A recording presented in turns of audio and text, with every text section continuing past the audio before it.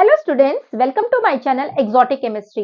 बच्चों, मैं आपको एग्जाम से पहले कौन कौन से चैप्टर से क्या स्ट्रेटेजी बनानी है, क्या की पॉइंट्स आपको रिकॉल करके रखना है, वो मैं आज आपको बता रही हूँ। तो स्टार्ट करते हैं हमारा चैप्टर नंबर 1 सॉल्यूशन से। बच्चों, चैप्टर नंबर 1 सॉल्यूशन से नॉर्मली न्यूमेरिकल्स ज्यादा आते हैं या फिर एक 5 marker question Raoult's law, Henry's law पे बनता है। तो मैं आपको कुछ की पॉइंट्स बताती जा रही हूँ जो आपको रिकॉल करना ही करना है। नंबर 1 इस चैप्टर से जो पूछा जाता है मोलारिटी, मोलालिटी और मोल फ्रैक्शन पे numericals. Then moving further Henry's law, Raoult's law, इन दोनों में से कुछ ना कुछ तो जरूर आएगा, या तो स्ट्रेट हेनरीज लॉ और उसकी एप्लीकेशन या फिर राउल्स लॉ और उसके वो स्पेशल केस हेनरी लॉ का कैसे हो सकता है।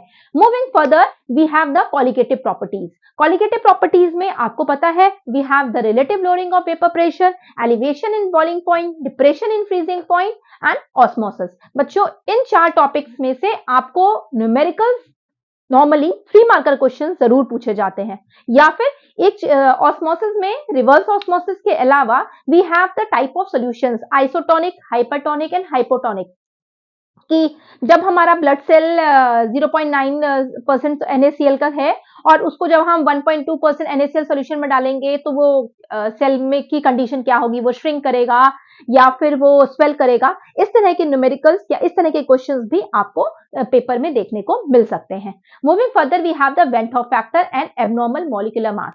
बच्चों, अगर ये वेंट ऑफ फैक्टर पे न्यूमेरिकल आता है तो नॉर्मली ये 3+2 में आता है। नॉर्मली हमारे पास एक राउल्स लॉ दे देंगे, फिर एक न्यूमेरिकल मिल सकता है हमें 2 मार्कर में। लेकिन अगर हमारा वेंट ऑफ फैक्टर के एबनॉर्मल मोलर मास या मॉलिक्यूलर मास के से पूछा जाएगा तो नॉर्मली वो क्वेश्चन हमें 3 मार्कर में मिल सकता है। तो इस चैप्टर में आपको ग्राफ पॉजिटिव और नेगेटिव डेविएशन का जो राउल्स लॉ से है, then we have the azeotropes, positive azeotropes and the negative azeotropes, उसके लिए भी आप डेफिनेशन लेके जाइएगा। मींस नॉर्मली वो एग्जांपल पूछते हैं कि ये पर्टिकुलर HNO3 और विद वाटर के साथ है तो ये नेगेटिव एजियोट्रोप है या फिर पॉजिटिव डेविएशन के लिए, ठीक है।